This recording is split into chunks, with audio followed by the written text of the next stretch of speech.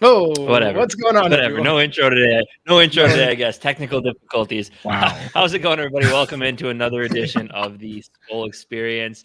We decided to bring a fan of the enemy in for this week's show. We got Ted right below me here.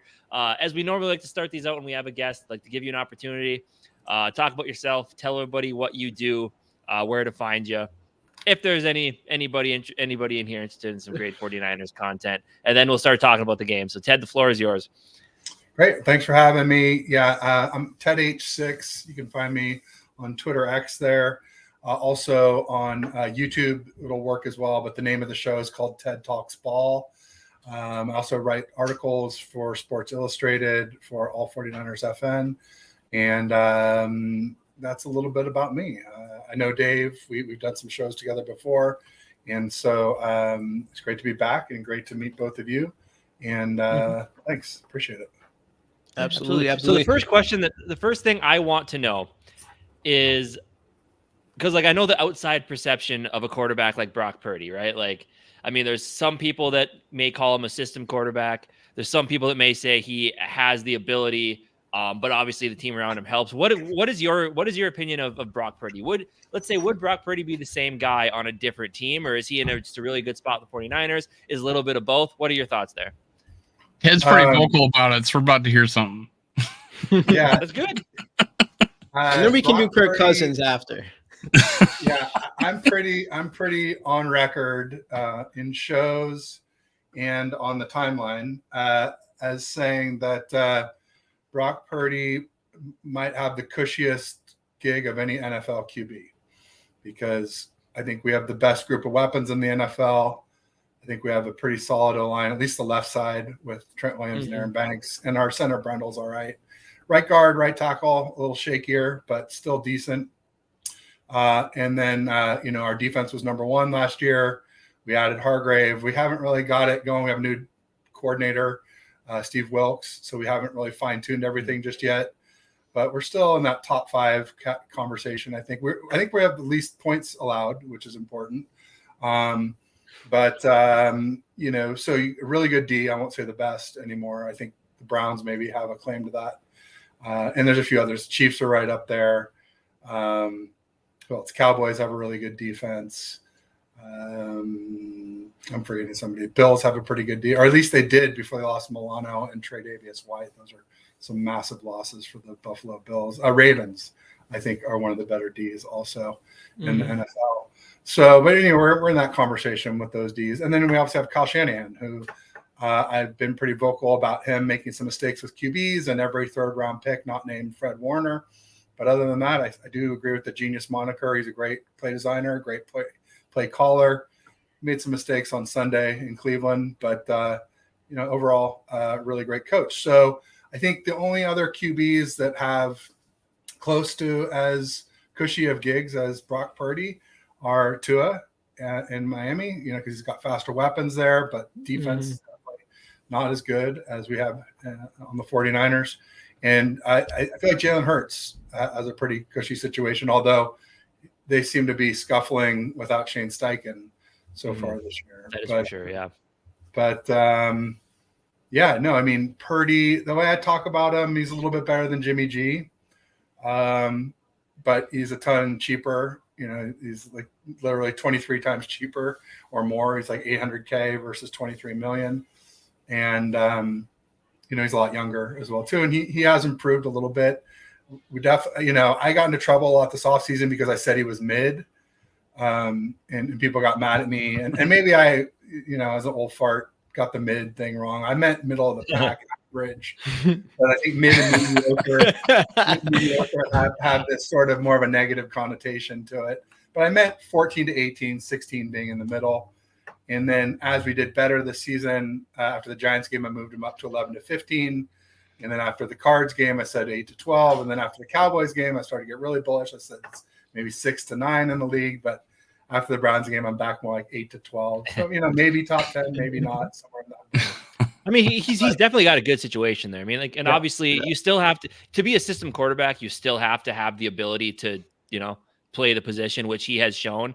But I mean, it's one of those things. I mean, like it's a guy with enough talent in an absolutely perfect situation. So I think I kind of agree with your assessment there. I mean, he does what he needs to do in San Francisco, and he does it really, really well. And that's honestly all you for. But I mean, if it comes, because I think I would kind of liken it to Case Keenum in 2017 with the Vikings, to where like if everything's going well and you have a lead and the game's kind of in your favor, he's going to be just fine. If you're expecting him to bring you back from 2 scores down, you're not going to get that from him because he's just not that guy. But yeah, and that's not our offense either, right? We're a run-first team.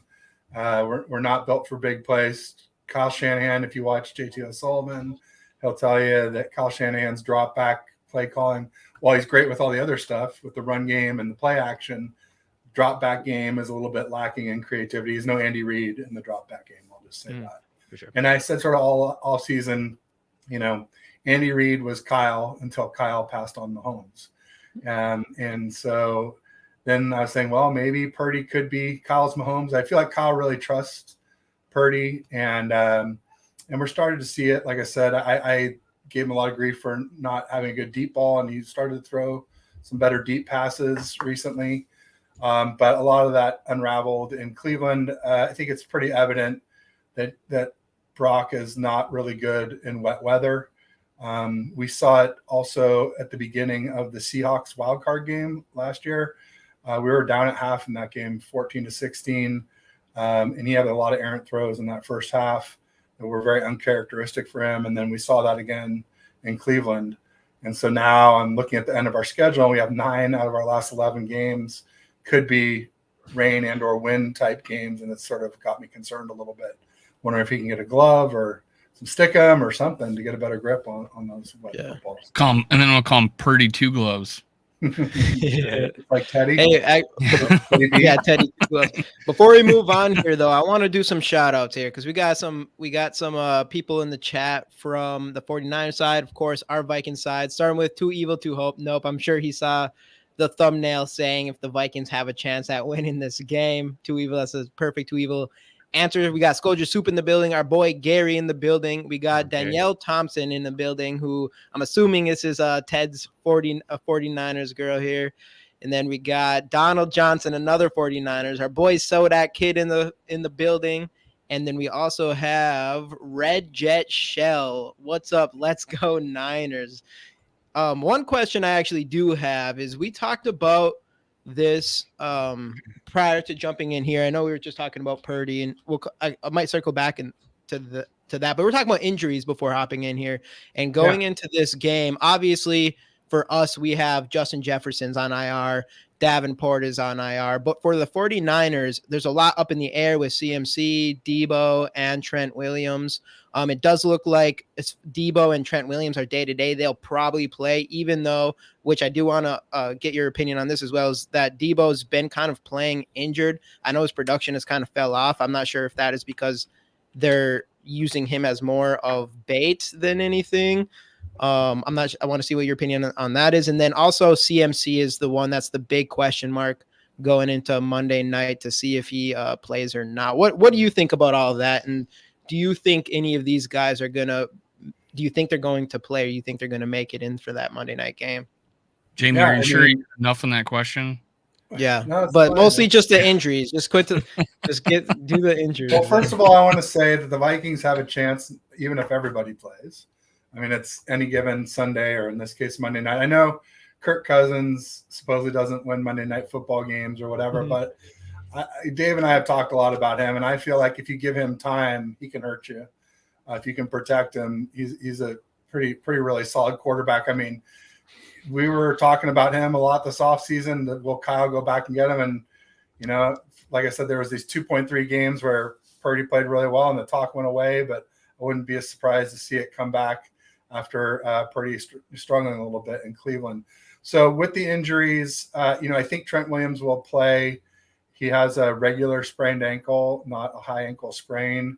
So I think there's a good chance that he'll play. Although I will say he might not have played against the Browns if he had the injury sooner and Jalen Moore had actually practiced all week as backup. I think he would have felt a lot more comfortable turning over the reins to Jalen Moore Whereas if you don't have the practice reps, it's such a complicated offense. There's a lot less chance that he could do well. So if Trent Williams doesn't play, it could be because of that, because we've let Jalen Moore practice and we feel more comfortable with him. With Debo, yeah, I think he'll play also. I don't know that he's been that injured this season. I would just say I think it was last season where he had the injuries and he was out of shape from holding in, to get his contract. He was in really good shape to start this season. I think we were just saving him for in case of emergency, break glass. And I think this Browns game was the emergency. We were really, I think, going to lean on him a lot in that game. Yeah. And he barely played, unfortunately, because of the shoulder injury. With CMC, I don't think he'll play. I don't even know if he'll play against the Bengals because, if you rest him against the Vikings and then the Bengals on the 29th, then he gets the bye in week 9. And so it's really an extra, 3 weeks for the I think you need him healthy. I think you need him healthy in the playoffs. So you need to baby him a little bit. You need to keep him out. That brings me to it's hard to keep him from playing though. If he we try to take him out of games, he's like, no, I want to keep going. And Kyle's just like, okay, because we were getting on Kyle early in the season for overusing him in games where they were thoroughly in hand, and they're just like, dude, we can't take the guy out of the game. He just won't let us. He's just like, no, I want to keep Booby playing. Miles wants to play. Yeah.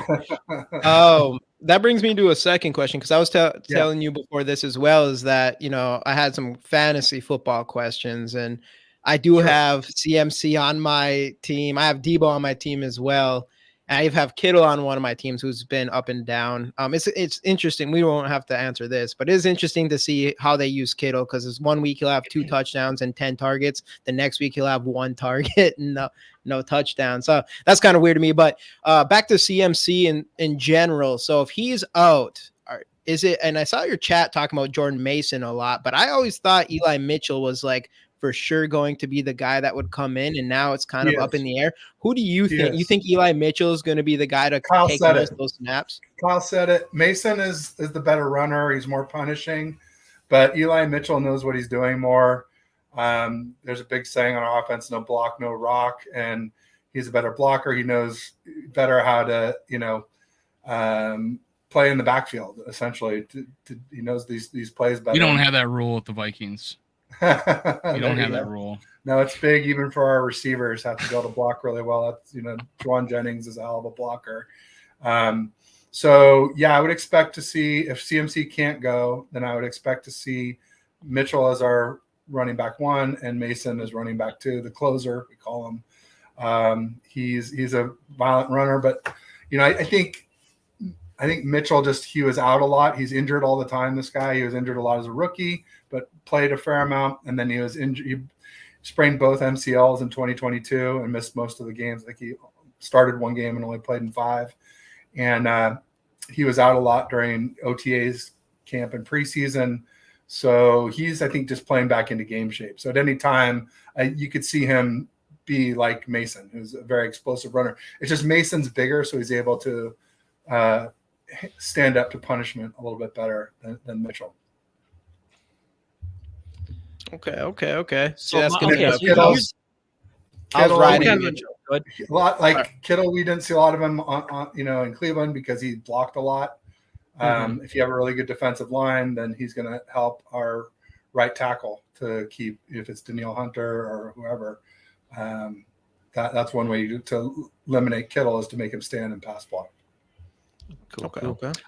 So I had a question. So here in Vikings land, there's been a lot of talk this season about our GM and head coach, and a lot of it is centered around the quarterback. So we'll make this a 2-parter. The first one is just kind of fun because you mentioned it earlier, the rumors that are always swirling about a certain quarterback the Vikings may have going to the 49ers. Would you take Kirk Cousins on your team? Yes or no? I mean, it's a tough question because of his salary, right? Because like I said, Purdy makes $800K a year. So to pay Cousins, what's he, 35 mil, and probably wanting a new contract, not for the money, but I believe in Kirk Cousins. I'd rather have Kirk Cousins than Jimmy G. That's for sure. And I mean, I think maybe straight up, I'd rather have Cousins than Purdy, but with the money involved, it's not even close when you're talking about 35x or 40x difference. Right. And in a hard cap league, you don't have to be better to be a better value. Especially when Purdy's playing the way he is. And then speaking of Purdy, because I mean, so it sounds like you are a fan of Kyle Shanahan as your head coach? Is that? Yeah, I'm a Shanahan fan, as we like to say. You are. Yeah, definitely. But do you feel Brock? Because I feel like with them, Brock Purdy definitely, like, if Brock Purdy doesn't become Brock Purdy, are John Lynch and Shanahan still with the 49ers right now? Because I have a feeling that, like, because I mean, after you make the movie, trade up for Trey Lance, Minnesota boy, so we're all fans of over here, even though he's kind of whatever. It's a big fan too. like, it's kind of one of those things. Like, if you make that move and it fails like it did, like, do you feel like those two are basically, the question is, do you feel like their jobs were saved by Brock Purdy? No, I mean, I think they're in pretty good shape after making 3 NFC championships and a Super Bowl in the last 4 years. So, but I mean, could they have been on the hot seat? I think, yeah, it could have gotten a lot warmer. I just think you would have found out a lot more about Trey Lance. I still say he's TBD. He's obviously a bust as far as we're concerned, because we traded all this to get him and then, traded him away for peanuts. But as far as the NFL is concerned, I say he's still TBD. Remember, we never saw him with CMC. We barely saw him with That's Kittle. True. He wasn't terrible. It's just Purdy's ready now, and this team is ready to win now. I think somebody, if it's not the Cowboys, if they don't figure it out, if they stick with Dak, somebody will get a good deal on Trey Lance at some point. But I can't root for him as a Cowboy. That's for damn sure. So yeah, that's fair. I like this comment right here. Kyle better not go to conservative Kyle again. And for the Vikings, Kevin better not go to conservative Kevin again, because we're dealing with the same issues week in and week out. And I do think that is going to be the biggest, and I think it's the biggest factor for the Vikings for this entire year and going forward, is that's one thing with us, is we seem to always play conservative when unless we're winning unless we're losing.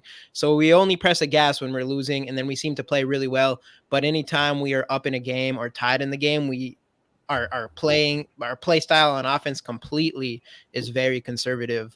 And I guess, I mean, is that something that you feel as a 49ers fan too? Do you think you guys, especially with a guy like Brock Purdy, because that's the thing with him. I mean, he was the last pick of the draft just a year ago. He's a rookie. It makes sense for him to be able to come in here and just try to be more of a manager and not try to make mistakes. What do you think about the 49ers in that case? I mean, is there a problem with them being conservative on offense, do you think?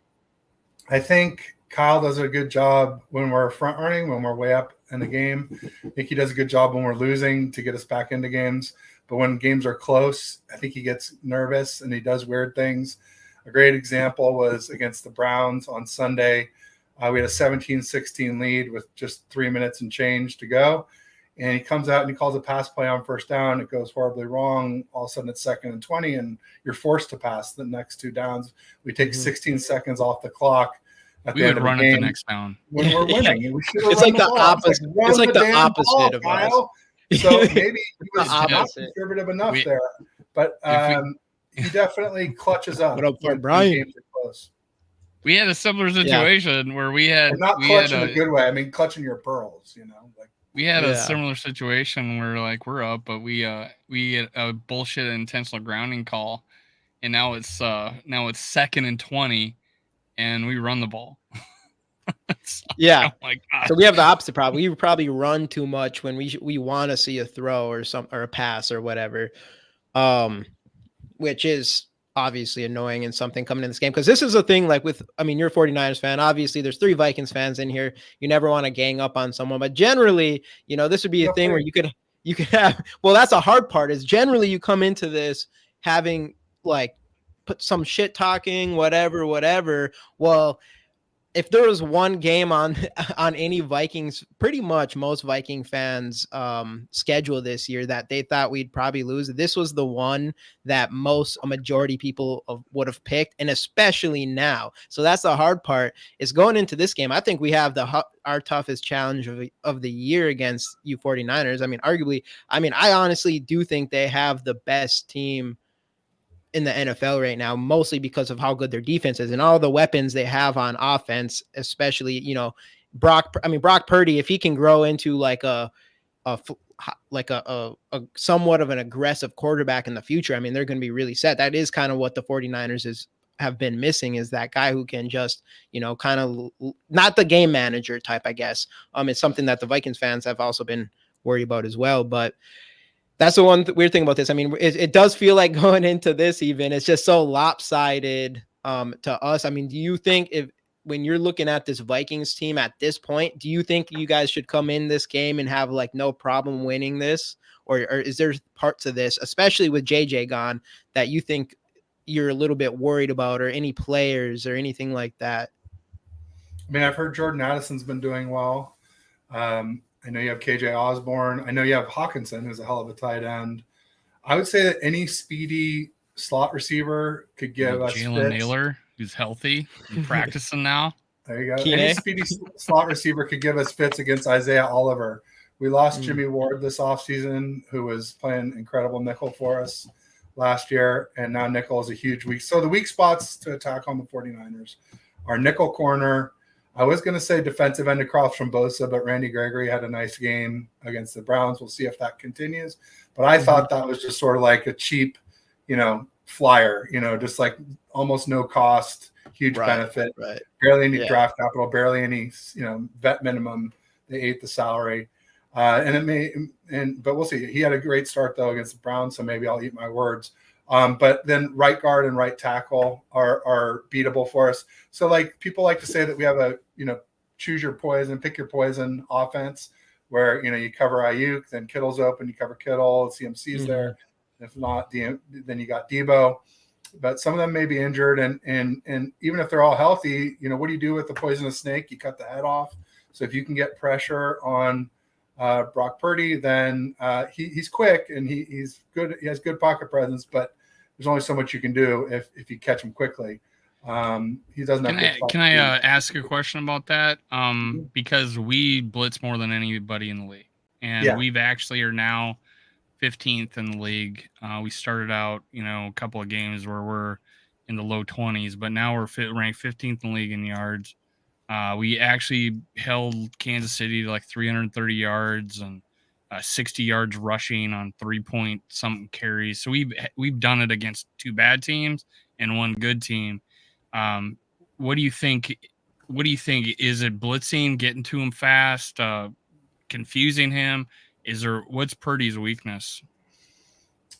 He's pretty good against the blitz. The Giants tried that, but I mean, I'm guessing your defense is better than the Giants' defense. Yes, they are. The thing about blitzing is that you open up a hot read, right? And so he's pretty good at finding those. And it's usually short. It's probably in the design too, right? Yeah. We don't seem to have that. No, we don't. There's never any like good check down guy. And usually you're checking down to somebody like Debo or CMC or Kittle, who are great yak guys once they get the ball in their hand. But yeah, I mean, if you can get pressure on Purdy, that's going to be your best way to win.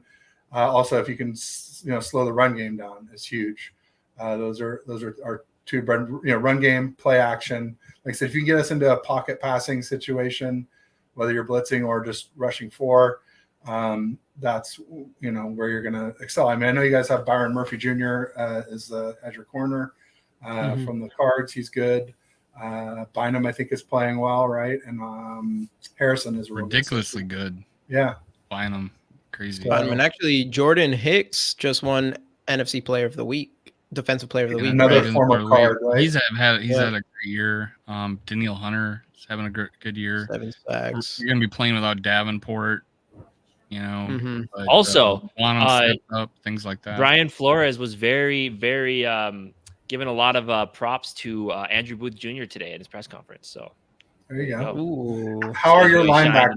Because linebackers is an area where Kyle likes to attack, especially if we're fully healthy and we're running 21. Where you've got Juice and CMC in the backfield, you got Kittle, Ayuk, and Debo all out. And so basically what he'll do is he'll get somebody assigned to a back like Juice or CMC, a linebacker, and they'll split them out into the slot. And then all of a sudden you got this linebacker out in space going like, what the hell am I doing here? I got no help out in space. That's the way Kyle will try to attack your defense. Linebackers are, we got Jordan Hicks, who's obviously the wily veteran. He's the run stuffer. Yeah. Downhill dude. Good tackler for sure. Not super fast, and then I don't know. I mean, obviously us in Vikings land know a lot about him. I don't know if anybody outside Ivan Pace Jr. is an undrafted rookie from Cincinnati. He had a nice little breakup this last game. Yeah, he's been starting all these every game so far. Yeah, undrafted kid out of Cincinnati. People didn't like him because he was too small, but he's kind of making a name for himself. Outside of that, you got Brian Asamoah, unanimous All-American. Yeah, when undrafted. Another young guy hasn't played a lot, and then you got Troy Dye, who just never plays at all, really. So linebackers aren't super strong. Especially, I mean, in the past game, again, I mean, we like what we've seen in Ivan Pace Jr., but he is 5'10" or whatever. Yeah. So he is small, and he's going to be the most athletic one out there probably. And Brian Asamoah is also pretty small. Jordan Hicks would be the big one, but we've seen him get beat quite a bit. So, I mean, if Kyle Shanahan attacks our linebackers in the passing game, I'm not loving that. I mean, there's kind of a reason that Jordan Hicks is flashing right now, right? Just because there's not really much else at linebacker going on right now. I mean, Jordan Hicks, I mean, I've been, a defender of him since, except people wanted him gone. I didn't, because I think we needed the veteran presence. And now he's showing exactly why we kept him here. But I mean, he's still not like a top linebacker or anything. He's just a really solid linebacker. But he was the best defensive player last week, though. Yeah. He's honestly looking really good this season. He's having really good. But in the pass game, I'm not sure. Like, I think you're going to see instead of that, we're probably going to be putting extra safety in the middle. He's doing better, though. And I think the defense last year was such confusion going on. Yeah, and nobody looked good. But Hicks has actually looked pretty good in all aspects of the game, better than last year. But way better. He's not known for covering dudes. He's not known for a coverage linebacker. So I think that'd be a good play by the 49ers, and that, especially if CMC's gone, because that's another thing. We haven't been too terrible this year at it, but when it comes to those kind of gadget type all-around running backs that can catch and run, and even guys like Debo, those have been like our weakest, like last year would have destroyed us. Yeah, this year's been Flores, because Flores. That's a big thing.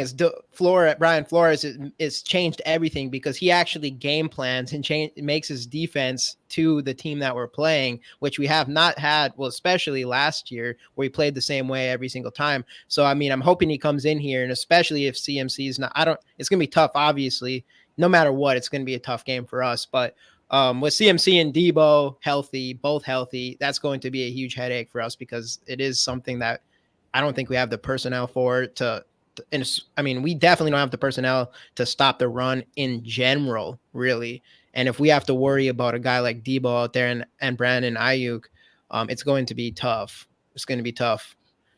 So, I mean, CMC, I think if CMC ends up not playing, that is probably our best hope of us trying to win this game. And that's another thing about this game. Like, even though I do think ultimately, like, I can't imagine the Vikings winning this game. I'm going to hope that they do. I don't know. It's just, it's going to be a tough match, and we'll see. We'll see. I mean, I would just say we were favored by 3 more points against the Browns. It's 6.5 last I saw for our game, and against the Browns we were favored by 9.5 in Cleveland. So, and that's probably has a lot to do with the health of these players. As they get healthy, that may go up. But, like I say, any given Sunday, or in this case, Monday, I would never count out any opponent in the NFL. It's not easy to win in the NFL. And I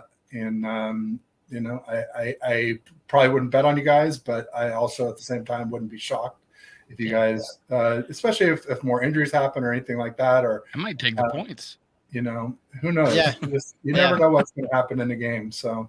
I mean, with us, we'll probably try to keep it close. I mean, we'll probably let you get up by like 20 points, and then we'll start we'll be getting down the field or running it. But no, we'll start getting down the field. I don't know. That's just what we do. It's like, it doesn't matter if we're playing the worst team or the best team. We always end up coming down to the end of the game all the way from last year. So it'll be interesting, even though this would be a game, especially if CMC is there, where I don't know. Our whole team's going to have to be ready, and we don't have JJ, and that's huge for us. Obviously. I remember last year you guys won a lot of one-score games, like 8 or 9 or 10.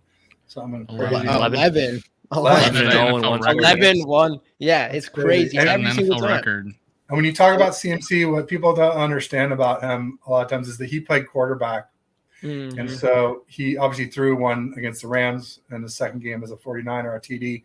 But more than that, he knows exactly where to go at the end of a play to be the perfect dump off where you're like the furthest away from any defender and yet the closest to the sticks. Somehow CMC is just a magician at finding that spot. And so he's every quarterback's safety blanket. Jimmy G was 4-0 with him last year when he started. Jimmy G had really similar stats to Purdy's stats in the regular season games. Now, granted, Purdy didn't have Debo for 2.5 or 3 games out of those 5 games with CMC, but still the stats were eerily similar between the two. So everybody likes to think that Purdy's a lot better than Jimmy G, and I think he's a little better at least, but and maybe more this year. He's improved by going through OTAs and camp and whatnot. But if CMC's not there, that's big. And if Debo's not 100%, that's big. And if Trent Williams is not 100%, I mean, these are our 3 best. This is what I was fighting with, Browns fans recently. I was going at it with them on the timeline because there was a stat about their defense being the stingiest through the first 5 games of any defense since the 71 Colts. And I was just like, yeah, well, great. But the Bengals have the 32nd team offense for yards. And I forget who was, the Steelers are 30th and the Titans are 26th. So you got 3 putrid offenses that you faced. And then we were heavily injured. Like, what do you need? A wide receiver and a running back and an O-lineman? I'm like, yeah, these are not only the 49ers 3 best offensive players, but 3 of the best at their position in the NFL. If you count wide back, what Debo is as a position, then, these are transcendent all-pro type players. And it's not just that they're out, it's they're out in game. And then therefore you don't get the reps for their backups. So their backups don't know what the hell they're doing.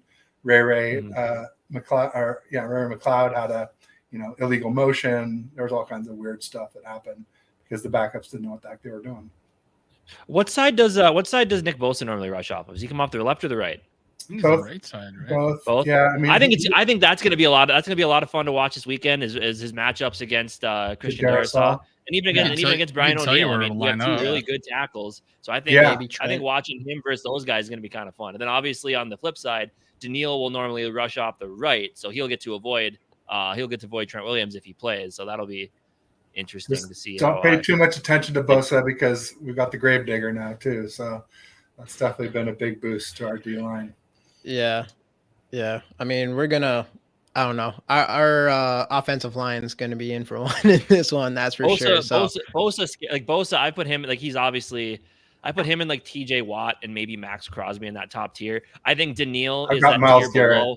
In there. Miles Garrett, yes, I forgot about Miles Garrett as well. But because those guys, like Daniil, I love what he does, but he's not like a game wrecker, like a consistent enough game wrecker like you have with that top tier of guys. Like TJ Watt is the guy I look at. I'm like, that guy is probably the best edge rusher in the league. Like, just he makes impacts on basically every play. It's nuts. Yeah, I mean, Max Crosby is a nice player. It's just if you look at their snap counts from last year, I think both had 500 and something, and Crosby had over 800. So it wasn't really apples to apples when you look at efficiency. Right. But still, nonetheless, he played more downs and still cranked out similar stats, which is pretty crazy. Yeah, for sure. So I think like that's what I'm looking forward to watching the most is like the pass rush battle and the. See, I mean, it's games are won and lost. That's literally what I'm afraid of. Unfortunately, the Vikings trenches are the absolute weakest. We have a couple. We have two. We have 2 edges on the offensive line and 1 edge guy on the defensive line. Outside of that, we have nothing, unfortunately. But it'll be fun to watch. Yep, I know. That's one thing. It's just the trenches for us is definitely our weakest link, and then it's pretty much. I mean. Well, the defensive line is huge for the 49ers. And like you said, you got the left side of that offensive line. For us, we do have O'Neal and Darrisaw. And I mean, overall, our offensive line has been better these last few weeks. But I mean, in this game, it's going to be hard to imagine that we're going to be able to hold a lot. So I'm expecting a lot of pressure on Kirk Cousins. I'm expecting the Vikings to finally draw play. That's one thing about, like we were talking about Jordan Addison earlier, is the Vikings are just not drawing plays for him. Even last week without JJ, they're not really drawing plays specifically for him. They're still putting KJ out there more, which KJ is just not as good as Jordan Addison already, I don't think.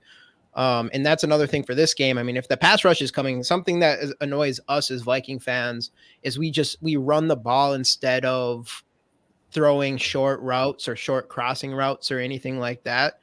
And I think in this game specifically, that's what we should come and do. If we're worried about this pass rush, instead of even trying to run the ball to create the pass or whatever, is we need to get as many little slants as possible, and especially use Jordan Addison, because that is actually kind of the reason why we drafted him in the first place, even though he's ending up to be kind of a deep threat as well, which is big on up for us.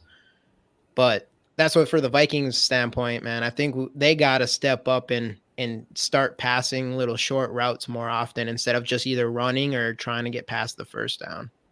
And I know Casey's, I mean, we've talked about this many times. That could work well. I would also say that, Dre Greenlaw missed the Cleveland Browns game. He's back at practice, but it's a hamstring, and hamstrings can be tricky. So if he's not 100%, or if he re-aggravates it, that could be huge, because our whole run defense just suffered massively without Dre Greenlaw against the Cleveland Browns. Part of it was we didn't get ahead on the Cleveland Browns like we could have early in that game. We had a lot of opportunities where we just blew some blocks and didn't execute our plays properly, where we could have been up 21-0 easily in that game. Instead, we let them hang around and allowed them to run the ball a lot, and they ran it really well. Kareem Hunt seems to have some gas or tread left on those tires, and Kenneth Ford ran well against us too. So if he's not 100%, that could be big for you guys. Yeah. So we don't want to hold you up too long here. So let's go around and give some score predictions. Everybody in the chat will probably stick around for a little bit after this, but do some score predictions. I guess, should we start with Ted or end with Ted on this, you think?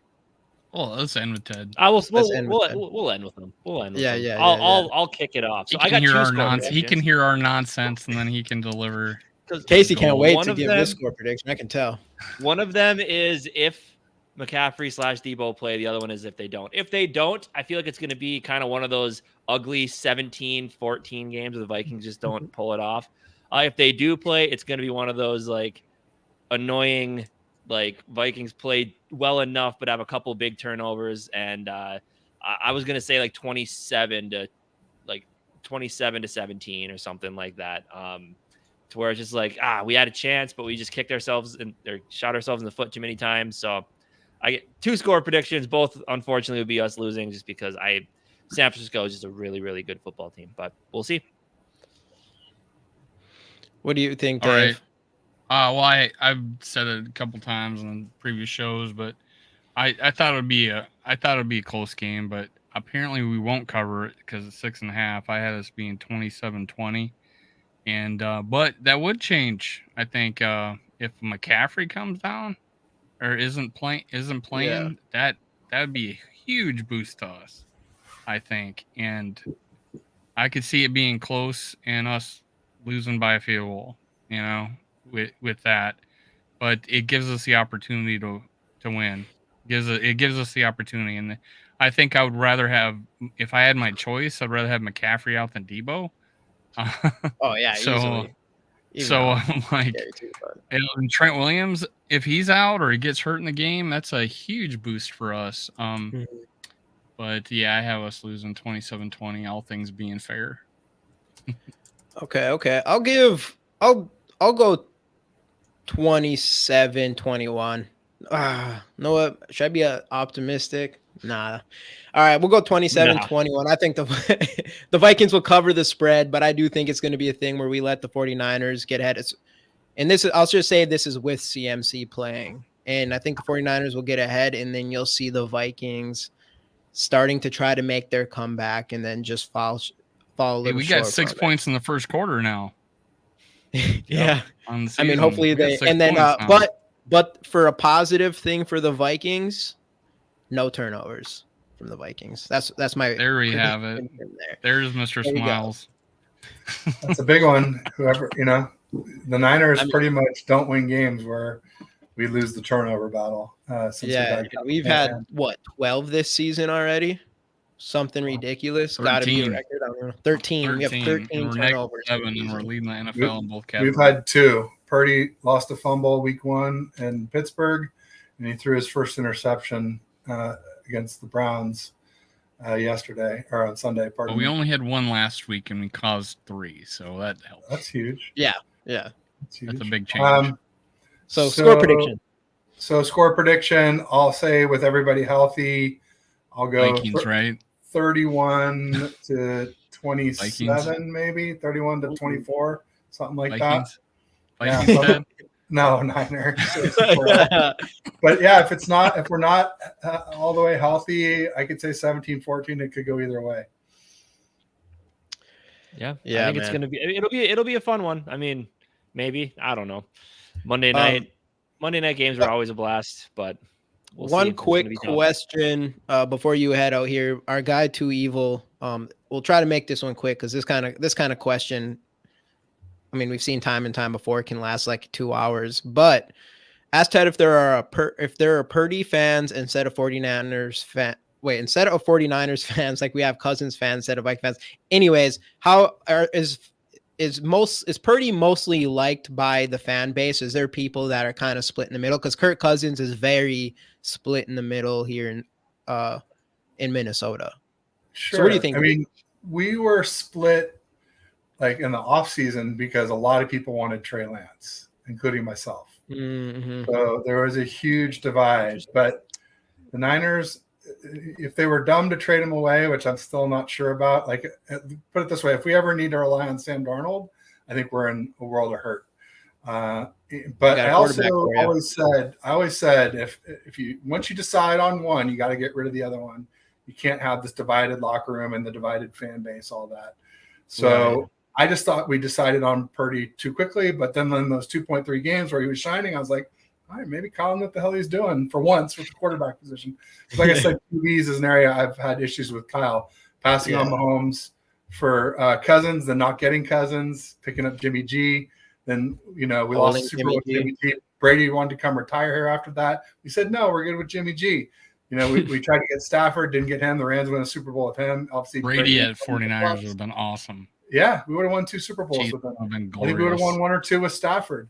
And then even just last year, having Purdy as QB3, like, can you say he's our 3rd best QB in 2022? I don't think so. Mm-hmm. So, like, even that I thought was a mistake. I know it's hard with a rookie, and you got Jimmy G and Trey, all guys with higher drafted and more experience, but nonetheless, a lot of people think Purdy was our best QB last year. So then I don't think he should have been QB3. Anyway, bottom line is it's gotten to be less. There were some people that were Purdy's. Here's a big Purdy fan right here. 187 was a big Purdy fan.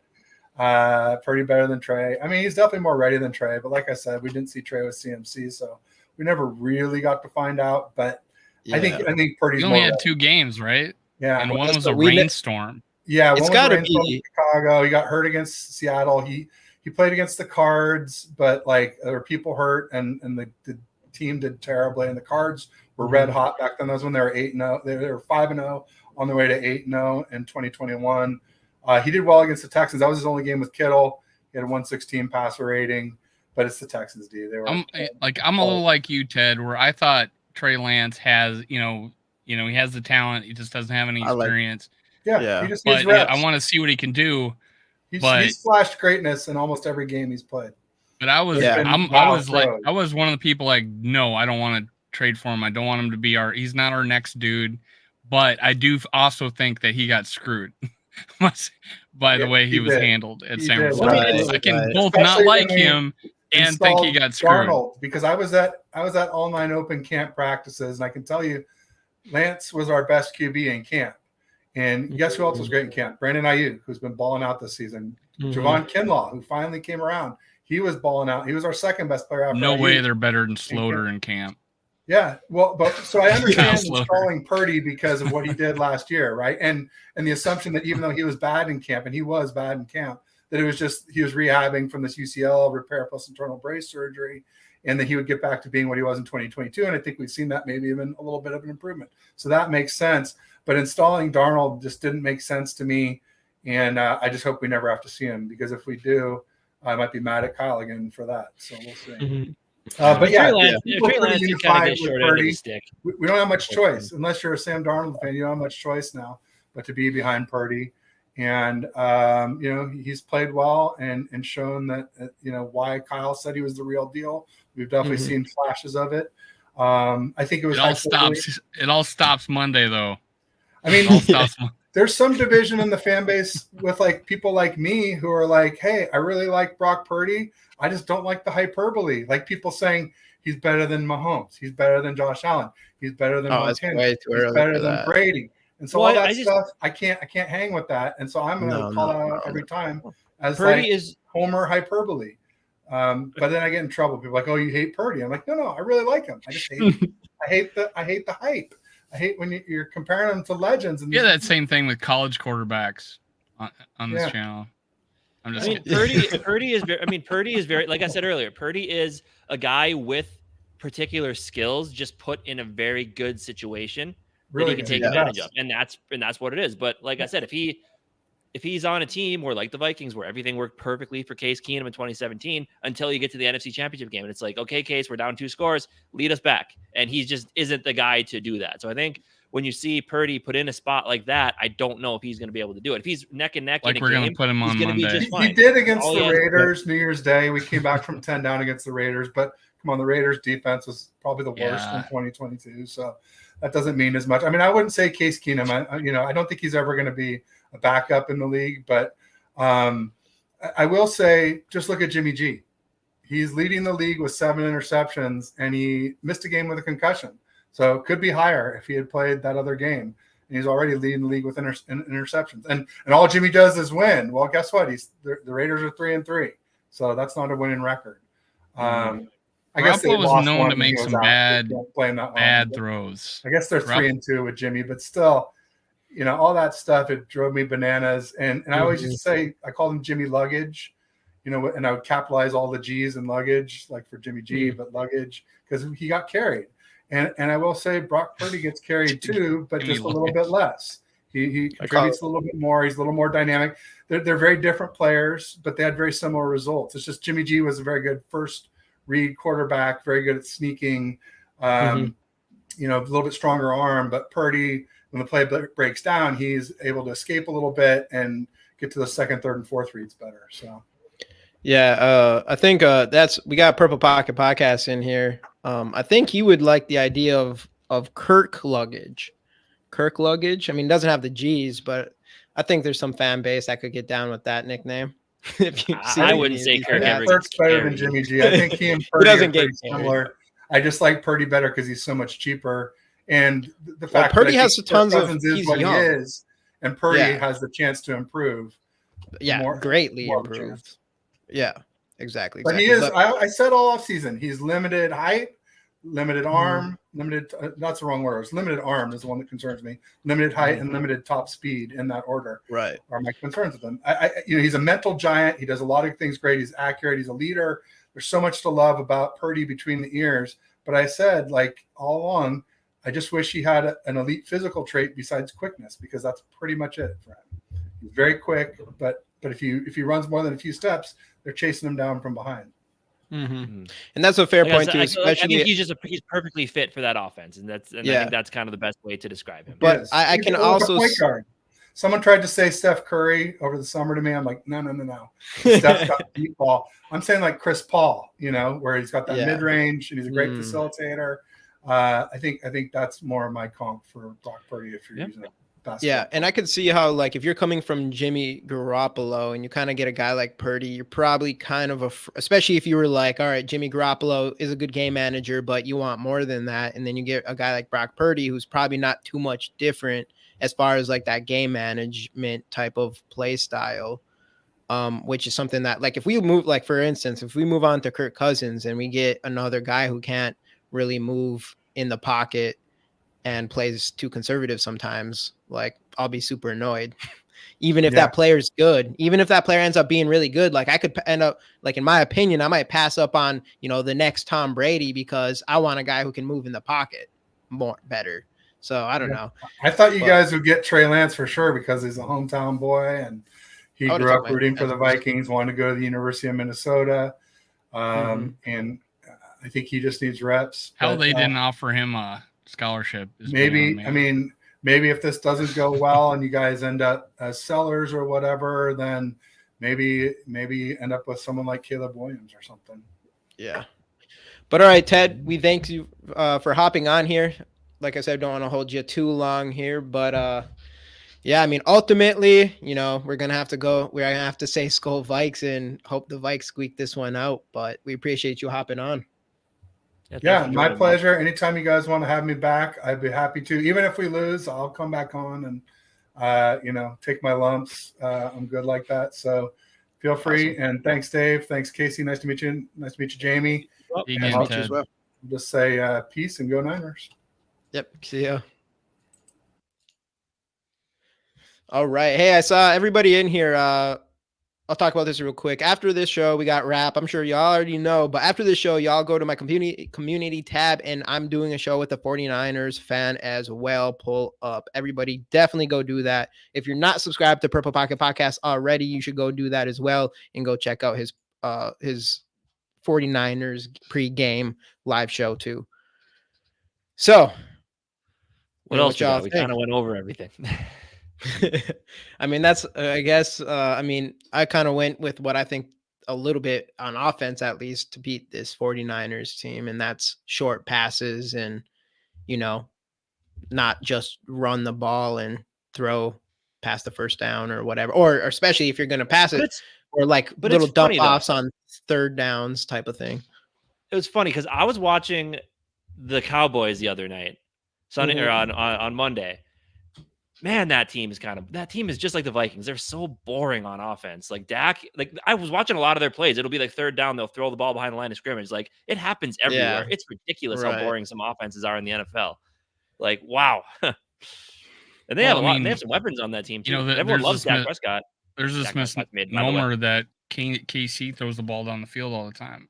How many quick hitters do they throw against us? They do that every week. They throw like 10 like bubble screens every week. So, but the thing with them is they all work. I don't know what's with our screens. Our screens just never work. I don't know if it's just bad timing, play calling. It's like bad play calling. Or like you give them the bat to the wrong people. The wrong people. I don't even know. It's weird how they failed so often and we keep doing it. But no, I want to see more slants from Jordan Addison. That's what I want to see. I want to see that's something a little bit more from like an actual like slot receiver type of player a little bit more. What are you gonna say, Dave? Well, I always talk about the crossing routes, but I also talk about the double slant from the same side. Where you get the second guy, and then you have like your tight end blocking and then sneak out as your like third option. And we never do that. We don't have the two slants and then the tight end block and then go out into the flat, and get the dump off as if the first two options don't work. And I never see that play by us. And it's a staple around the rest of the league. Yeah, I know. That's what we got to change something with that. I don't know. We'll see. That's the only thing. That's always the crappy thing about JJ just not being here too, is we just got to rely on. I like Addison, but he's a rookie at the end of the day. TJ Hawkinson, if he could catch more often, I feel better about him. And then KJ is just, he's just a wide receiver 3. Naylor, though, like you mentioned earlier, Naylor's back to practicing, right? Yeah. So like they put Davenport on the IR, so that brought in Kenny Nwangu. But we released Tristan Jackson. Right, so he probably gets picked. I don't know. Did he get picked up on the practice squad? Because then Naylor can step in and be our third receiver because Powell didn't show me much, right? So I would feel a lot more comfortable if we had a receiving core out there with Naylor as the 3 than Powell. So Powell has his things, the jet sweep, whatever. Right. I think Rager was. Honestly, I think Rager was a better receiver. It's just that Powell was a better punt returner. Is why we kept him. But put Naylor in there, and I'd feel a lot better. Yeah, I'm hoping so. Because I'm hoping Naylor plays well, and I don't think we'll do it because we have this love for KJ Osborne. But I'm still. Oh, KJ did look good last game. Got to give him credit. I got mollywop slammed for saying KJ looked good last. I thought he looked solid. He wasn't that. He looked good as like a wide receiver. I mean, he had 4 catches for. Well, like right, but he didn't have. yards Well, that's the thing. He had some. He had some 5, but no didn't he? drops. He didn't drop. He didn't have anything. drops. He made some. Well, and 5 he had catches, the maybe. the third down catches and Yeah, he made his catch. I mean, there was some zips. He did in his there that job. He was holding on to. He did his basically exactly. Yes, he did his job. That's and where we'd still rather have Addison in that yeah. spot. He had Yeah, a I good know. game because he caught the football. Good job. That's man. pretty much what it is. For Well, I mean, it wasn't like he did anything too insane or anything like that, but it was like a good But it's like First quality half, though, receiver. I mean, the first half when we were actually moving the ball, it was like, okay, Cage is looking good. What up, JJ? The Heyo, second Dylan, half, what up, nobody what up? looked good. Yeah. Yeah, I don't know, man. This is just going to be a tough game. It's going to be one of those ones where it's just like, even over the Philly and the Kansas City, this one just feels like this one's going to be really. If they have no CMC, I like our chances a lot better. But I feel like CMC is like the worst. I'm worried about that defense. CMC is worried about the defense. Oh yeah. Well, no matter what, no matter what, the defense is there. The defense is there no matter what. But CMC being there or not should make a pretty big difference. But yeah, their defense is scary for our type of. Riddle me this: we can't, this defense, defensive line, or we're gonna get, whatever. When we said the same thing about Philly and the Bucks defensive line, but we had like 270 yards thrown the first half against the Bucks, and then the Philly we had 360 and 4 TDs. Yeah, we're still yet to run a touchdown in, which is crazy. But what we did throw the ball against those two teams. We did have time enough to throw. Although Bucks, our line still wasn't jiving at that point. But same way with Philly. But we did throw the ball downfield. I don't want to get away from that. I don't know why we don't do that, because giving up a sack every once in a while, being aggressive, I think is a better option for us, and taking that sack, no big deal, right? We're gonna get a sack, but hey, at least we're throwing the ball. We're first, second down. We're getting down the field. We're not 3rd and 12 all the frickin' time. We're not 3rd and 8 all the frickin' time like we have been. So yeah, I want us to be aggressive. What up, Blaze? Welcome in, dude. I don't know if I've seen you in here before. Bleacher Report favors us by 6.5. Are you sure? I think I think that's the betting odds. So I think they favor, or the betting odds is that 49ers don't beat us by more than 6.5. Dylan, Dotson, you guys having a post-game show? Post-game show Monday. We're going to be on Bleacher Report. We'll be on Bleacher Report directly right after the game. And then we're going to be going live right before the game. So we'll have a pregame show pretty much. I guess that's what we got to do with that show, huh, Casey?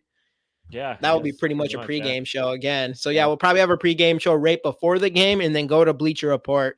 And actually look at Blaze YT even says it right here.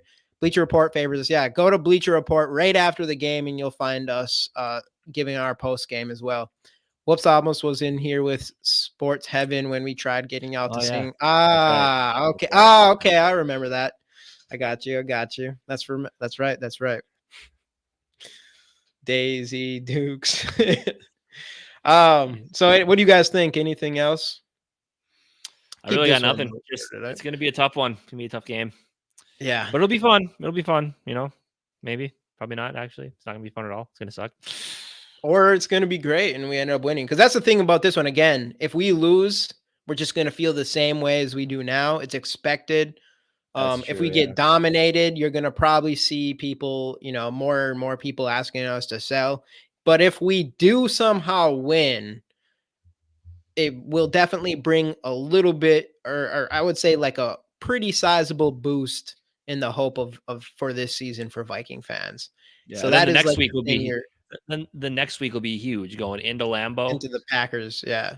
Like they're not very good, but it's the Packers, man. It's always a test for sure. If we can win that one and then get through Atlanta, then you're feeling pretty good. But obviously the big one is this one. And I mean, obviously the one in front of us. Yeah.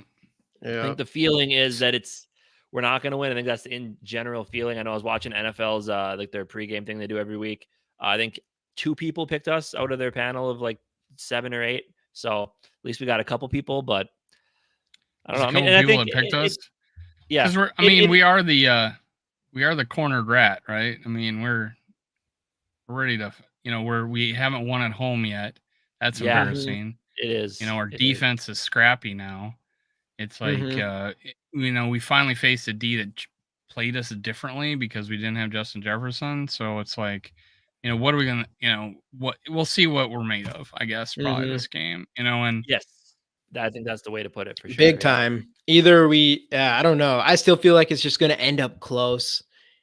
Just even if like we should get dominated in this game, I just feel like it's just going to still end up close and we're not going to win. Unless, it's not even impossible that we win, especially if CMC and Debo, I think Debo is probably most likely playing, but he's going to be banged up. Trent Williams is going to be banged up. And if CMC doesn't play, there's definitely a chance that our defense can, they'll have Kittle and Brandon Ayuk and then, Brock Purdy, obviously, but we don't really, he's bound to make some mistakes here and there, right? I don't know how many times I've been asked this to my face on a show was saying, what evidence makes you believe that we're any good? And I'm like, well, Jesus, 4 turnovers against the Eagles and we outplayed them, and I feel like we got screwed against the Chiefs. We could have went down there and tied that. We dropped pass, then the penalty. It's like 2 drop passes, two drop passes and a penalty. We could have tied that game. Both those games weren't even close to being favored in those games. We're like touchdown dogs against those teams, and we played well. And I think we played about evenly with the Chiefs, and I feel like we outplayed Philly? Yeah, we outplayed Philly. So I would agree with that's that. the evidence I have that we could be a team as long as we stop turning this ball around and we win enough till Justin Jefferson comes back that we can see what we have in a Naylor or freaking play some of our other running backs for God's sake, and put the best players out there. Dalton Reisner looked great. It's at the expense of Cleveland, but I feel better with him in there. Pass blocking. That turnover was the guy that Cleveland just let run right by him. And he got collapsed and the ball, and he hit Cousins and the ball gets picked off. So I feel better, put our best players out there. Unfortunately, it's because of injury. It's like, I just think we'll go back to KOC, just not putting the best players on the field. Or putting them and not putting them in the best position to do what they do, I feel like as well. Just the biggest, it's just no rhythm. And against this team, you're gonna have to find some sort of rhythm on offense. Get the ball out quick. When we're not coming from behind. When we're not behind. Look at Cam Akers. Every time he touches the ball, he does something. Yeah, Akers needs to see about maybe like a, I wouldn't say quite 50-50 snap share because I don't think that they've shown they'll even do that. But it probably should be 50-50, but of course they're not going to do it. Especially with watching what they're doing with KJ and Addison too. I want to ask Ted, what's your game plan to minimize the output of Alexander Madison? What's your, how are you going to contain him? Because we're going to give him the ball 24 times. Do you think this team is a Super Bowl contender? Definitely. Instantly. No, the Vikings they're not a bad team, especially with now. JJ. Yeah, they're not a bad team, but it's hard. Not good. Exactly. And that's the worst case scenario. They're a very frustrating team. They're a very frustrating football team because, like I said, I've said it since basically week 1 or week 2, is that this team has talent at certain positions, not enough talent to win a Super Bowl. But it has talent, but it's not good because good teams don't do what we've done this year and lose games the way we have. Last year, I would say we were a good team because we were finding ways to win those games. Were we a Super Bowl contending team? No, but good and Super Bowl contender, two totally different things. That last year's team was good because they found ways to win. This team is finding ways to lose, and that's not what good teams do. And even though, I mean, talent-wise, especially like assuming we didn't have JJ injury and all that stuff, I mean, our team is better on paper than it was last season. The thing is, with me, even last season, it really, I mean, I'll say it a million times until Kevin O'Connell somehow watches one of our videos and actually listens or something.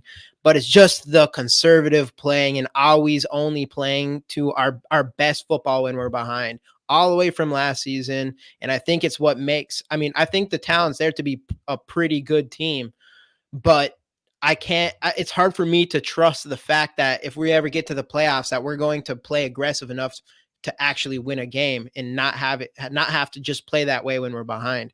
And that's the thing, like, no matter what, that's what I'm worried about. Even if we're looking really good, until I see us just go out and beat a bunch of teams without us falling behind or them catching up to us or something like that, it'll be hard for me to kind of really jump back on board with this team this season. Like, I need to see that, even if we pull out some close victories that we shouldn't win.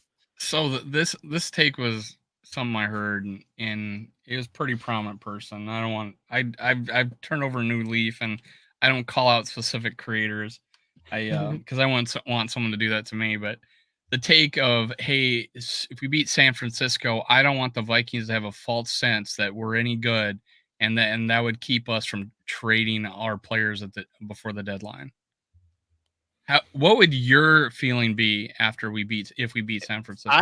I can get what that person's saying to some extent, but if we were to beat the 49ers, especially if it was like no matter what, if we beat them, I would be like, all right, there's a little bit of hope. And then if we go on and we're on our easy stretch and we go beat a couple of these other teams, especially if we beat a team handedly, like I was already saying. Oh, the trade deadline's after the next 2 weeks. I'm just saying, after we beat San Francisco, do you immediately trade all of our players after we trade? Do you still say trade everybody right after beating San Francisco? No, I don't know. It's hard. I can see both sides because it does suck. Because there's a chance that if we beat, I don't know, it'd be tough for me. Here's a follow-up. I don't want us to lose no matter what. Here's probably an easy question for you. The follow-up is everybody but Justin Jefferson is available, so including Darrisaw. I don't like that. I think you gotta get JJ and Darrisaw. That was another take. Well, in a pass happy league, left tackle and receiver outside of quarterback are the most important two spots on your team. So I mean, the thought process was that we'll draft a mobile quarterback and the left tackle won't matter as much. No, that's a completely dumb. You're talking about the blind. Left tackle. There's a quarterback. There's a quarterback in this draft that's left-handed. I think, is it Sanders? Is he lefty? No, it's Isn't it Penix? Maybe it is. I don't remember. One of these quarterbacks are maybe it's May. Is May left-handed? No, May's a righty. I want to say he's righty. Well, no matter what, he's your blindside tackle. I don't care how much you can run. You're not looking that direction. So I think we've been dying to have a good left tackle for years. I can't imagine. I don't see us not. You get rid of JJ. Darrisaw. Yeah, JJ and your left Darrisaw, who's been the highest graded left tackle, I think, in the league this year. Would make no sense if you want to get a rookie quarterback. Darrisaw and Justin Jefferson are like my untouchables. Yeah, right I want a rookie quarterback as much as everybody in here, but I want him safe, right? I want to make sure he has the pieces around him.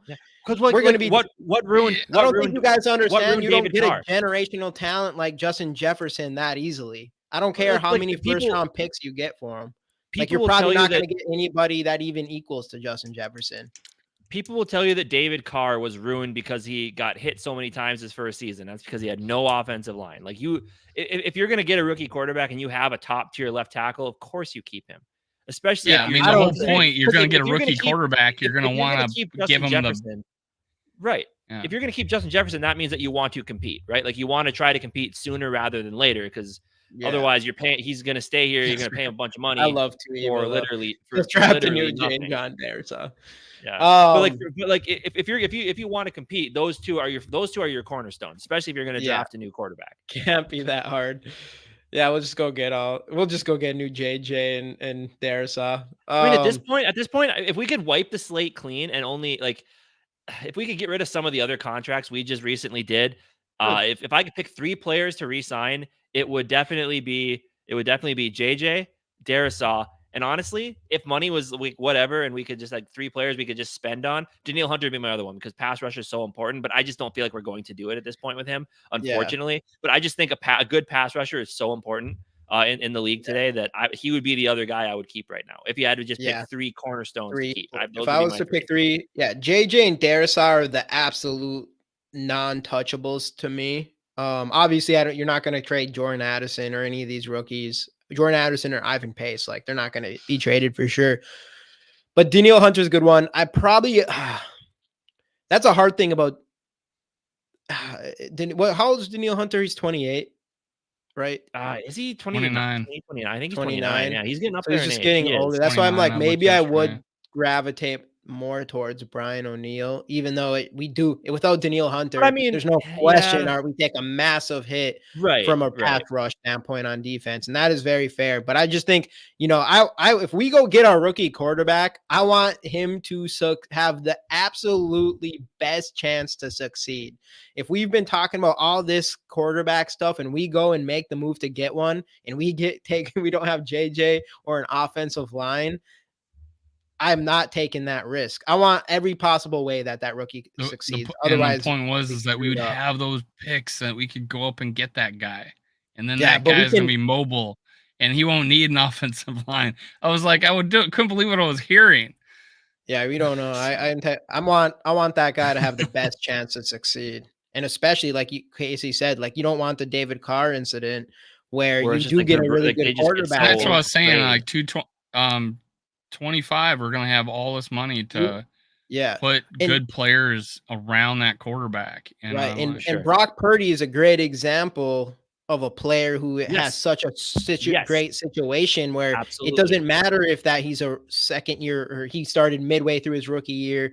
He was the last pick of the draft, and it's just his second year because he has enough around him that he's not getting sacked all the time. He has the opportunity to have good players around him and without getting sacked, like even guys like Anthony Richardson, getting injured this much and running around and getting a pass rush a lot, or Bryce Young as well. I mean, you're just throwing them right into the fire instead of either benching them for a year or letting them sit behind a good group of guys on the offense. So I don't know. You can't get rid of JJ or if we trade up for a quarterback, we're just going to be out of picks for the next first round picks for the next 3 years. And that's just how I think it's going to happen unless, we do end up sucking and actually being able to draft one or whatever. But I think that's just the ideal situation is JJ. The best situation is if you're a team that could just take the guy in your spot and not have to trade up. But and that's why I think no matter what, the Vikings will take a quarterback, whether it be first or second round. I mean, if they're in the middle of the first, there will be a guy there for them to take. If they're even in the middle of the second, there will be a quarterback there that they're able to draft and develop. And it's going to be a solid. Like I've seen a bunch of mocks have like Bo Nix in the second round, which don't you feel like a lot of the teams are set at quarterback? Like, don't you feel like most of the teams? I don't. Who are the teams? I think there's a ton of teams that are not set on quarterback. I think this is going to be a heavy quarterback draft. Really, you think? No. You think there's a ton of teams not set at quarterback? Yes, absolutely. I think there's. I guess you could say like Tennessee's not set, so that'd be like a Chicago, Bears, us, Denver. I was just gonna say, but Tennessee has. I mean, the Rams potentially. They just spent the second round pick on Levis. So I can't imagine they're going to be worried about grabbing another quarterback next season. Tennessee got Levis, right? But if you know, right? I mean, the fact that they took Levis, you don't pass up on best talent, right? Willis, so like it kind of goes in that way. Like we had Cleveland, we didn't need Darisaw, right? We had our left tackle, but we decided to get Darisaw because he was special, right? So yeah, I don't think anybody's going to say, "Oh, we're not going to get this quarterback because we got Will Levis." Yeah, though the hard part is we didn't get. They know more than everybody, but no one's got to see Will Levis because he's been injured. I think he's been injured since that preseason game, right? But because they're talking about him starting this weekend because Tannehill's going to be out. He's starting. Levis? They're talking about potentially he could. There's a ton of Titans fans who think he should because they already know what they have in Malik Willis. Yeah. So that's one interesting thing about Levis right now. I mean, I don't think you grab a quarterback who was supposed to be a first rounder, and then you don't get a really chance to see him play. And then you go and grab, unless you trade up to grab a Caleb Williams or a Drake May or something, unless you really feel so good about one of these quarterbacks like a JJ McCarthy or something, where you're willing to just get a mid first round quarterback when you just picked a second rounder last year. Like that's the difference. I mean, if you're getting a no brainer quarterback, it would make more sense to me than getting a mid round quarterback when you already had one in the second. So I think Tennessee is out unless they get one of the top quarterbacks. But let's just go through what the projected draft order be now. I don't think they included trades because the Texans are still up here, but like Texans, no. Bears, yes. Seattle, I think so. I think they could draft a guy and develop him as a backup. Yeah. Cardinals, absolutely. Detroit, it sounds like they're in on Goff, but who knows? Raiders, yes. Falcons, yes. Titans, maybe. And then they still have Hendon Hooker, who I could see them picking a quarterback still, even with Hendon Hooker. Jets, maybe, because Rodgers gonna have like 1 or 2 years left, so maybe they decide to grab one. Commanders, I think so. Patriots, yes. Commanders, they're liking Sam Howell, I think. Buccaneers, but I'm just potentially by the end of the year, you never know. Buccaneers, very likely. The Giants, even though they just paid Daniel Jones, could they? Yes. Cincinnati, Denver. Think about this too. Buffalo, I don't think you're also taking consideration that some of those teams you mentioned feel like they're a few pieces away and their quarterback's fine. You know what I'm saying? Like you said, Seattle, right? Well, they just extended a guy. Yeah, but I'm just saying, if the right situation presents itself, and same way with Detroit. Yeah, but if the right situation presents itself, but still, that's if I'm Detroit and our team's as good as we are right now, and we go draft a quarterback in the first round, I'm gonna be fucking pissed. That's the way I would have felt. Okay, what if you're Detroit? What if you're Detroit and you think you're really set and you draft a running back in the first round and don't play him? Would you still be pissed then? I'd be ultimately pissed. I'd be ultimately. I'm just saying. There's more quarterback needy teams this year than there has been in a while, I think, and enough quarterbacks to fulfill those needs. Well, there's a ton of quarterbacks to go around. Because last year, I mean, you got Indianapolis out, you got Houston out, and you got Carolina out, and now I guess you have the Bears, who Justin Fields is still up in the air, I guess, but there's a real possibility that the Chicago doesn't leave or trade Justin Fields and they decide to roll with him. Unless, I don't think so. Unless it's Caleb Williams and they do have the first pick, I could see it. But I don't know. I think if they have top two, I think they go Drake May if they can. I think they. I mean, you think they trade Justin Fields for Drake May? Absolutely. I mean, Justin Fields is not Ryan Poles' guy, and Justin Fields has not shown anything against our shit defense, or not shit defense, but against our team. I mean, you could be right. You could be right. He did nothing. But I mean, based on the fan base, based on what this fan base sounds like, it just sounds, which doesn't mean anything really. A little context. Fields came in 2 games throwing 600 yards and 8 touchdowns against. Yeah, but his coming into our team, completion percentage was around 50%. I get it, those were real numbers, and everybody started saying how he started playing better. Real numbers were also his preseason game. It was 2 for 2 for over 100 yards and 2 touchdowns, both being screen passes. That was also real. Yeah, I mean, I remember that actually happening as well. But I still don't think Justin Fields not being with the Bears. I think that's definitely a real possibility that he's taking. Unless I'd be very surprised. Well, because everybody it was part of the Justin Fields hype. Like everybody was hyped before the season, and then it was his preseason game, and everybody was like, "Oh, Justin Fields' big year," and it was because he had 3 throws for 100-something yards, but 2 of them were screens that went for like 50 yards or whatever. But so there was a lot of talk about his improvement and the last 2 games coming into our team, which made us a little worried. And then we gave up 50 yards before he got hurt in the third quarter. Yeah, on the ground. On the ground, but then also. But I'm like, I don't think Poles is married to Fields, right? Nobody's married to Fields. No, but I don't think for sure the Bears organization is for sure like, all right, Fields just isn't this guy. I think that Ryan Poles is going to get his guy. Fields is not his guy. I think Poles will get his shot at his guy with his head coach to coach his guy. I think that's what's going to happen. I think for sure if Caleb Williams is there, I agree. I'm not convinced if it's Drake May. Oh, if it's Drake May, it's 100% happen. If it's Caleb Williams or Drake May, 100%. 100%. I don't think it's 100%. I don't. How think can it's you not 100%. think it's 100%? That makes zero Because sense. I think the Bears organization likes Justin Fields. Well, look at the Since 2 when? first Not round just picks. Ryan Poles either. You feel like you got a pick to waste, and why not waste it on someone that Drake is May. you think's special? Drake May Yeah. is looking pretty Not special. even That's- talking I about like Cousins. Drake May. I like Drake. I like Drake May, but still, I don't know. I just feel like, I mean, Justin Fields, all that hype. And it's it not a wasn't trade. just- Justin Fields it just wasn't walks. just I'm the pretty sure his media contract hype. is up, isn't it? The Bears were believing in all the Justin Fields hype too. There was stuff coming They out from have their to. camp, but I don't know. I don't think it's 100% fact that they Okay, would fine. trade Justin Fields for 99.9% Drake May. fact. I'm not Caleb Williams. I can see definitely. Drake May is 100%. It'd be I hard. mean, Drake May's there's people that have Drake May above Caleb Williams. There's Well, yeah, scouts 'cause out Caleb, there that yeah, have but of Drake course May they do. above Caleb Caleb Williams. Williams has one bad game, and everybody. No, with this their was pitchforks This are was gonna do weeks that. ago. I was seeing Before that the report. season. Before the That season, We'll see. that Drake We'll see. May is your Jamie, quintessential quarterback. now that Spielman says that he would be better than 30 of the quarterbacks currently in the league, and it's Caleb Spielman. Williams.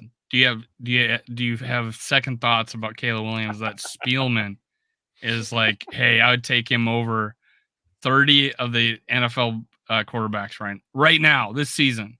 I starting. mean, obviously the Christian Ponder thing was quite the miss. Let's hope Kwesi doesn't do that this year. But I mean, he doesn't need to be. He doesn't need to be better than the 30th or 30 quarterbacks year one. You know, no, I don't know. I think Caleb Williams is going to be good. I think Drake May is going to be really Ted good. Glover put that out. Now that Ted Glover posted that, he says, now that I know Spielman likes him, I'm not touching him with a 10-foot pole. I saw that. No, I don't know, man. But effect. We'll see. I think there's not a lot of quarterback, like obvious quarterback needed teams. There's a lot of like Lions situations where they have Goff, but obviously all those guys are gonna pick a guy like Drake May or Caleb Williams no matter what. But as far as like these other quarterbacks go, some of them might pass in the first round. Like if you have Jared Goff and he's still pretty young. What, he's like 30? Well, I'm just saying it's a potential there that maybe the Packers did it with Aaron Rodgers. You take your next guy, you groom him for a couple seasons. I don't think it's like they're one of the teams that I even just said, well, maybe. I mean, I think Seattle has they're on the Seattle's maybe much more likely to draft a quarterback than Detroit is. Who's on like which teams like for sure are going to be going quarterback, like Arizona, because I can't imagine Kyler Murray's going to be there unless he comes back from injury and starts Bills, the Chiefs. Well, I'm saying the Bears for sure. I'm saying Arizona. I'm saying Vegas. Sure. I'm saying Atlanta. I'm saying the Vikings. Atlanta, yes. Vikings. Yes. I'm saying the Patriots for sure. Yeah, that's agreed. 6. Is there anyone? Giants. Maybe the surprising team being the Packers. No, I'm kidding. Probably not. Yeah, I think the Giants are more likely to get a guy over the Bears. Unless assuming they have the same picks. Hard stop. No. The Giants invested $40 million a year into a quarterback. But what are you going to do? I think Daniel Jones has had enough time. You just don't want the Bears to get Caleb Williams. That's all. No, that's what this is about. What do you think, Dave? Because Daniel Jones was like obvious a guy that got overly paid, and now they've got to be shooting themselves in the foot for that. And the Broncos. Look at the Broncos. They just invested even more money into Russell Wilson than that, and trades. And the Broncos are selling for sure. They're definitely going quarterback. I think. And then, but you got to Justin Fields has maybe been up and down, but he has definitely shown that he can be a solid quarterback or whatever. Especially, I'm not super excited about Justin Fields, but there's people out there still who thinks Justin Fields is a good quarterback or can be a good quarterback. So even though you spent the money, I don't think if I'm the Giants, I'm not holding on to Daniel Jones. I don't care how much money I pay. Same with the Broncos at this point. What is Justin Fields showing you that Daniel Jones hasn't? To me, they're the same guy. This is like his fifth season? Sixth season? Fifth season. They just picked up his drafted in 2019, right? So Daniel Jones didn't pick up his 5th-year option. So this is his fifth year. Yeah. This is his fifth year. They extended him after his fourth. So this is his fifth year. Oh, another team, the Saints. The Saints might be after a quarterback. Yeah, I could see them. Yeah. And Cleveland. No, I'm kidding. They have too much money. But no, I don't know. I know you really are not a Justin Fields fan, but I do think there's a lot of people who do like Justin Fields. And I don't think a lot of people think, I mean, there's a reason why he was so hyped up before this season, and he had a shitty start to the season. But like Dave said, I mean, he had 2 games that were pretty good, and there's definitely people rooting for Justin Fields on that side. I don't think he's going to be I don't even know. He could still be a solid quarterback. He definitely has some the most god-awful contract. No. This is worse than the Packers contract with Rodgers, I think. Who's that for Daniel Jones? It's worse. Yeah. Daniel Jones' contract's so terrible, and everybody and their moms know that Daniel Jones wasn't worth that. I want nothing more than the Bears to stick with Justin Fields. I want nothing more than that. I promise you. I would love it if they stick with Justin Fields. I would love it. Absolutely love it. I mean, I think they do. I think they have to go Caleb Williams, I think. But I don't know. Like, that's the thing is, like, if Justin Fields gets traded, what do you think they get for Justin Fields? Who cares? Assuming at that point, if you're drafting a Caleb Williams or a Drake May, you dump them off for whatever you can get for him. Absolutely. I don't think you get I don't even think you get a day 2 pick for because at that point they know you're. They know you're. Oh, you don't get anyways. You just broke it. I bet you get at least a second. I bet you get at least a second round pick for Justin Fields. I don't, but that's the thing. Here's the thing. There's no leverage. The Bears would have no leverage if they're going to draft a guy. Then they know there's going to be multiple teams that are going to take a chance. There's going to be multiple teams that want to take a chance. We thought that about Trey Lance too. And what did he go for? Peanuts. Well, Justin Fields has more backing him up than Trey Lance did. How much more? Quite a bit more. He has a whole season. He hasn't done anything. He hasn't done anything in 3 seasons. I mean, as a quarterback, he's a quarterback. He still rushed for over 1,000 something yards. And we never got to see. But we never got to see this apples. I would love to put a side by side of Jamie talking about Kirk Cousins and Justin Fields. Right now. Yeah, honestly, though, I don't say now he's defending a mid quarterback. I don't think Justin Fields is going to be that good. I'm not even saying he's going to be that good, but I don't think his value is as low as Casey thinks. Like, I think there's 100% teams out there that think Justin Fields is still going to be a good quarterback. If value not, and perceived value are two totally different things. There's still people out there who thinks Justin Fields has a chance to be an elite quarterback.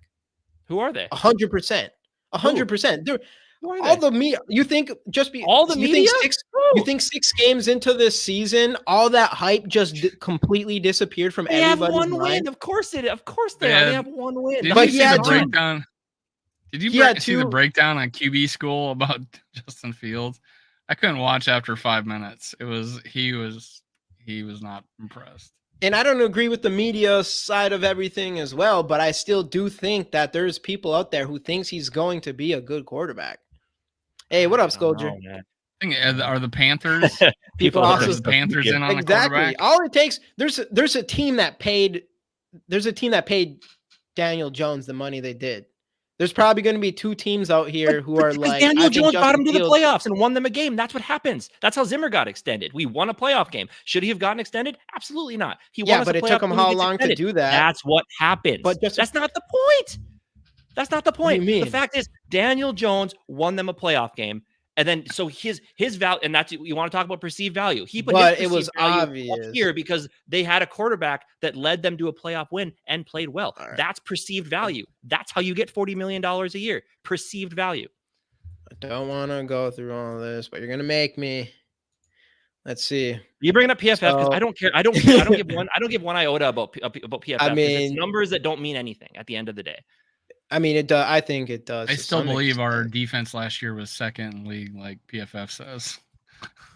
I mean, that's the thing is like, all right, PFF isn't always right, but they definitely give you the best. They're definitely the only one that is going to give you a number that can be somewhat. So then you're not comparing it to anything, so it doesn't mean much. If you compare it to something else, and you can actually take the comparisons, put them together, and see what means something. Then that's. I don't know how they. They've gotten some things right for sure. Like when you have like a Ed Ingram with a lousy pass blocking grade, but a 90 run blocking grade, and you give him a 90. But unfortunately, It's like- Sarah, for Giants fans, they did exactly that. And I feel bad for them. I feel bad. There's no way I'd give him $40 million. because- I walk No, from absolutely not. No, Absolutely that's not. But he won him a playoff game. And he was that. he had One all the leverage in the world. playoff game. He had 17 touchdowns the entire year. Yeah. I'm like, That's I'm leverage, walking man. from that. That's I'm exactly. not I giving would him too. 40. I would too. That's why I laughed. Jamie, when I what's saw this the contract. crap? What's this crap about Caleb Williams wanting a Cardone. stake in the That's team? gotta be bullshit, right? That's gotta be bullshit. I didn't look into it, but I just assumed it was a fake account that pushed it. Or whatever. Not a fake account. Supposedly But it's like coming the from bullshit. his people. I don't know. Is it like, is there real sources on that? That'd be fucked. That'd be crazy. So it was said, but I don't know. I mean, I don't trust give the anything. guy- I just wondered if you saw that. I'm like, yeah, I did. nobody's I gonna just give assumed it was a bullshit. rookie stake in No. the team. That's crazy. Mahomes wouldn't even ask for that. That'd be insane. They said Rodgers One- asked for that at one point. that'd be Yeah, insane they too. said Rodgers did, but Two, give that dude like 10% of the Vikings. No, I I'm mean, just we're kidding. talking Obviously, about teams that was- are worth $4 billion. Yeah, You know, if you were serious about that, I don't think he's that. I think he's could be really. you don't give really any good. rookie that. No, hell no. I don't think you give. I think maybe Tom Brady or Mahomes probably deserves Sarah's it. got a Like good there point could here. be some. There could be Sure. there could be some players that maybe deserve something like that, I guess. But I don't like a rookie. That's crazy. And I honestly I don't think even if he might be he could end up being the most hyped prospect ever. I don't think he is that for sure where you're willing to give him anything like that, to the point where I'm like, that's pretty damn arrogance, to the point that I honestly wouldn't take a shot at him if that was actually to be completely true. I don't know if we actually had to give him part of the team. Let me ask you Like, this, because that's you probably crazy. follow him more than I ever would. What do you think of his personality? I don't know his personality really. It didn't seem so bad. I've seen some things from him. He seems like I don't think it's bad. I think he's really, really laid back. Yeah, that's what I'm saying. That's why he seems laid back. He doesn't really seem like the arrogant type of what people are saying Will Levis kind of gave off. He isn't really feeling like Right. that. So so that's why I was surprised if he's actually out here trying to get stakes and teams and stuff. Because when you talk our guy Jaron Hall, he seems like a leader, but he doesn't have the talent like a Caleb Williams. You know what I'm saying? Yeah. So And I've don't know only how seen a Caleb couple Williams is a interviews leader, of though.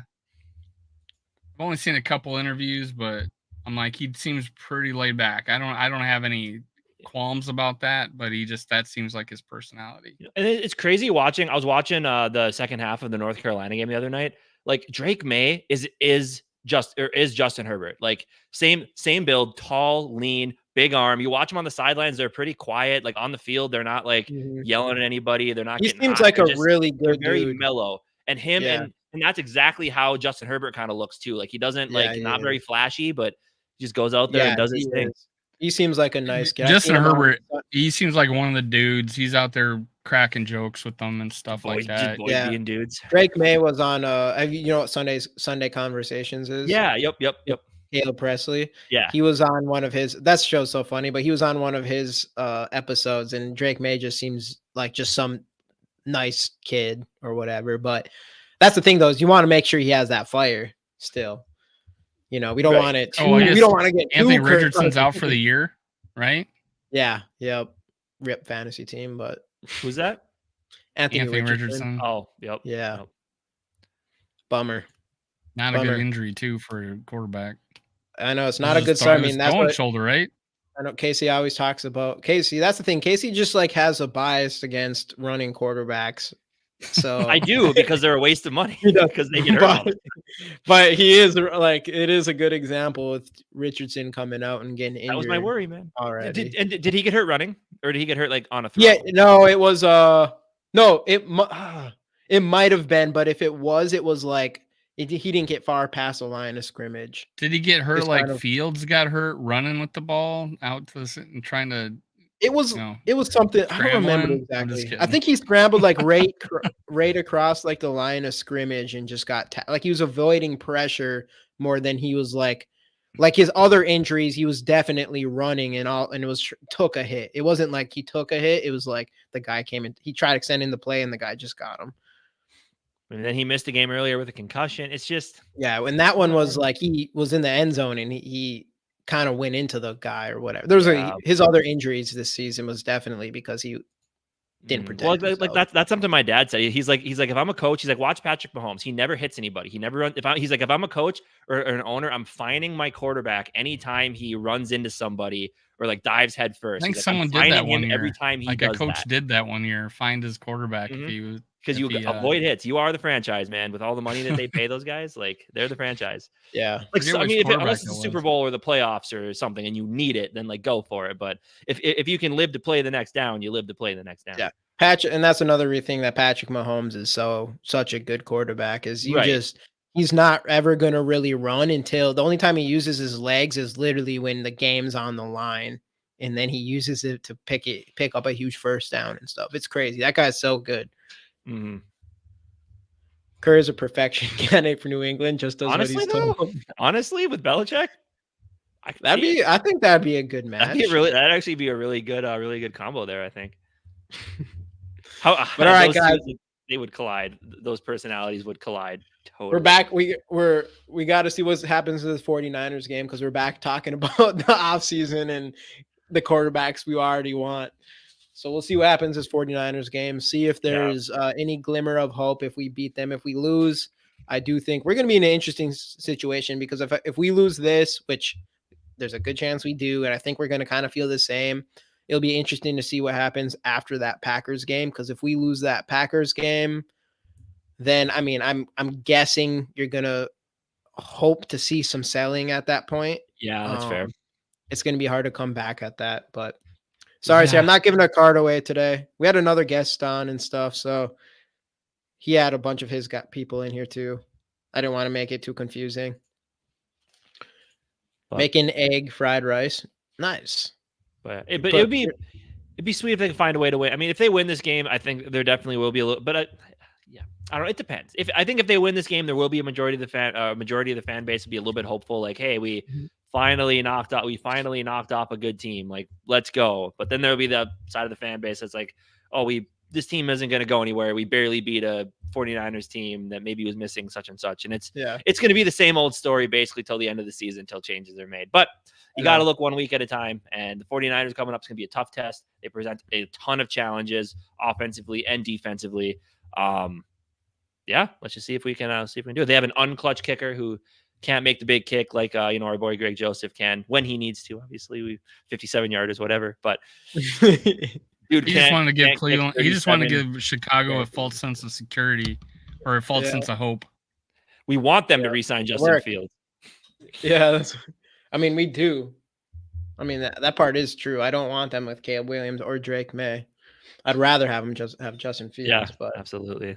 Here, but all right, 6 on the point differential this year. -6. Yeah, it's tough. It's about what we were last year. Well, let's change that this weekend or this Monday, and let's win by 6 and get it up to break even again. Let's go. Like 3-4 record, break even on the point differential, and let's go to the Super Bowl, baby. Let's Greg Joseph kick to win the game. Yes, there we go. Clutch, Greg, clutch. Legatron, whatever you want to call it. But thanks for everybody. Thanks for yes. Catch you next time. Skull Vikes.